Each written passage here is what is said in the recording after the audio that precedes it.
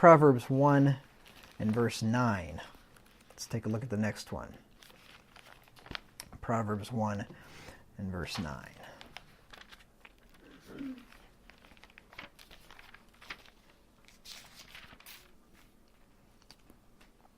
says, "For they shall be an ornament of grace unto thy neck, unto thy head, and chains about thy neck." The "they" there is the instruction of thy father and the law of thy mother. They shall be an ornament of grace unto thy head, and chains about thy neck.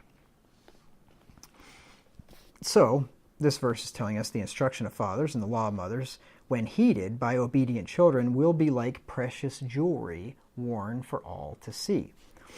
It's better to wear, and I think I came up with this saying, not that it's anything real profound, but it's better to wear an ornament of grace than one of gold. Right? Better to have an ornament of grace than gold.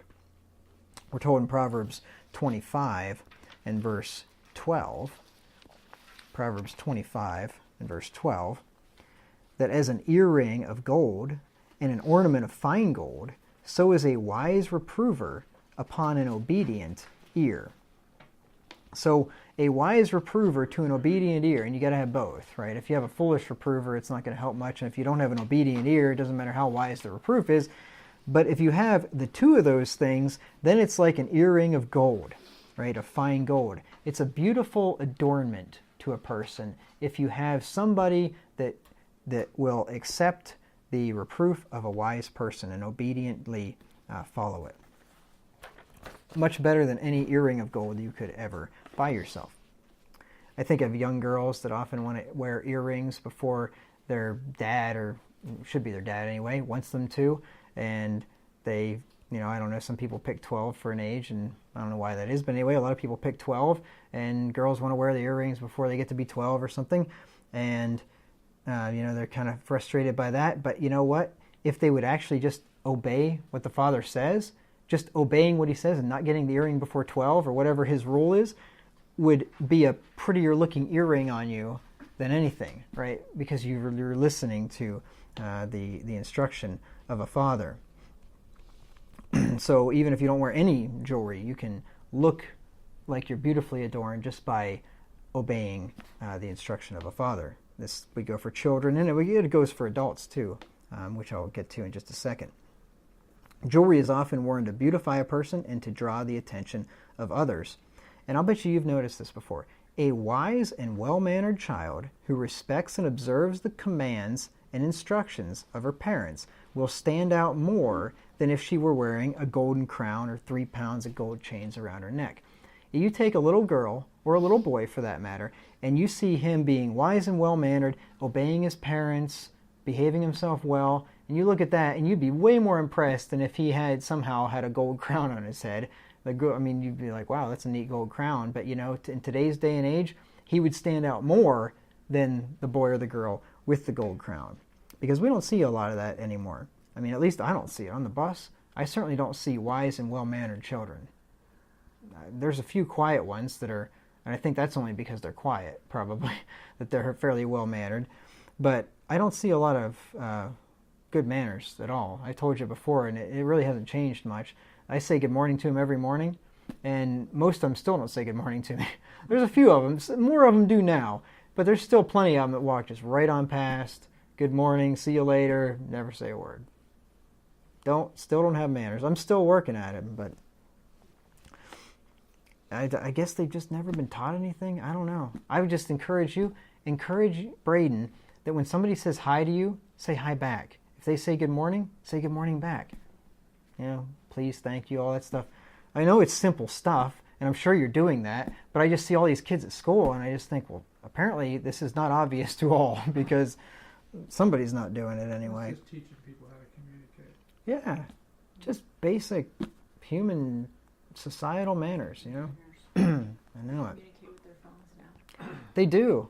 I suppose if I texted them whenever they were walking up to the bus, they'd probably text me back or something. But I'm telling you. It'd be some code you didn't understand. Yeah. I probably couldn't even read it because it would be all this textese stuff. I asked one of them the other day if He's a troublemaker, but he's I don't think he's a bad kid, really. He's sitting up front now, so I talked to him some, and I asked him, I said, so are the kids using Facebook these days? Because I sound like this old fogey, or what are they using? Oh, no, like Snapchat, you know. I said, so Facebook for your grandparents? Yeah, pretty much, parents and grandparents. And so, yeah, it's different. I mean, I sound like this old fogey, but, you know, you realize even as young as I am, 36, when I was in school, when I was in high school, no cell phones. I did not have a cell phone. I didn't know one single person had a cell phone when I was in school. I mean, how things have changed, let alone Facebook and social networking and all, even email. I mean, I think I had an email address maybe, but it wasn't anything where I didn't email with any friends or anything like that. And it's just amazing, just in this short amount of time, how much things have changed. Because back in the day, it was pretty much like when your parents went to school, you guys went to school, it probably wasn't all that different. I'm assuming there probably wasn't much change. There was different fads or bell bottoms or whatever, but I mean, there wasn't fundamental differences. And nowadays, it is completely different, like how they communicate and all that. And I don't know, there's no turning it back, but I don't like the way it's going. But this isn't only true of children, it's true of adults alike. Now, let's look at Proverbs 4:7-9.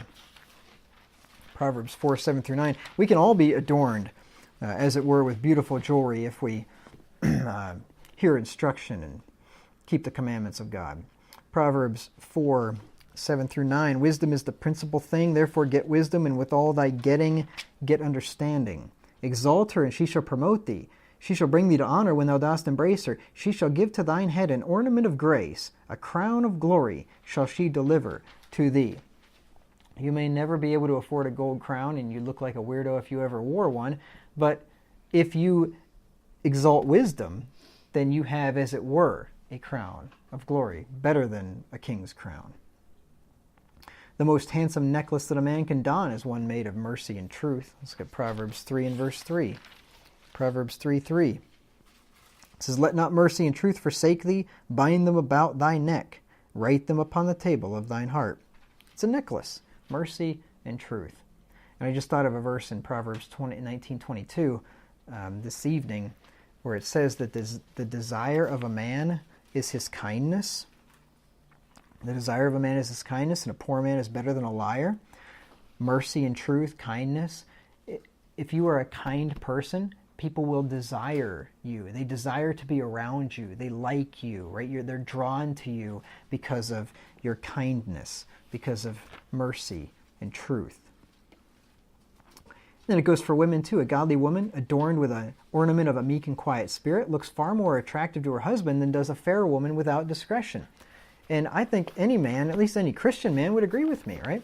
You take a woman that is adorned with a meek and quiet spirit, 1 Peter 3:3-4, and then take a woman that is like the harlot in chapter 7, loud and stubborn, feet abide not in her house, and then we'll look at this verse in Proverbs 11, that has the woman that has not discretion. The godly man is going to pick the woman of a meek and quiet spirit, even if she's not as pretty as the other one is, right? Because there's something about a godly woman with a meek and quiet spirit. She's more attractive than the beautiful woman is that dresses like a whore and that's loud and brash and, those kind of things. Anyway, 1 Peter 3:3-4. It says, whose adorning, speaking to godly Christian women, whose adorning, let it not be that outward adorning of plaiting, it's like braiding the hair, or wearing of gold, or putting on of apparel, but let it be the hidden man of the heart, in that which is not corruptible, even the ornament of a meek and quiet spirit, which is in the sight of God of great price. Of course, this verse isn't saying that you can't braid your hair, or you can't wear gold, or you can't put on clothing. As a matter of fact, you pretty much have to put on clothing, right? It says the wearing of apparel. But that should not be what defines you, right? That shouldn't be what you are all about, right? It's fine to look nice, but it's more important to have the ornament of a meek and quiet spirit. That's what God is really impressed with. And that's what godly men are impressed with too. But on the other hand, look at Proverbs 11 and verse 22. Proverbs 11:22. Here's the flip side of that. As a jewel of gold in a swine's snout. Think about that. Think about a pig with a jewel of gold in his snout. Right? It's covered in mud and slop and whatever. And I think pigs are cool, but they're not the most glamorous looking animal I've ever seen. And just a ring of gold in its snout would just look absurd and ridiculous, right? Be a waste of a nice piece of gold.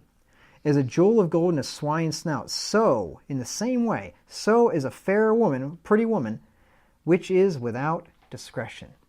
And you've probably seen that before. We've all seen beautiful women that have no discretion, right? And they're not beautiful. They may be fleshly appealing, but they are not beautiful. You look at that woman and you just shake your head and you just think, wow, there's a beautiful woman that is just a foolish person that I would not want to be anywhere near, right?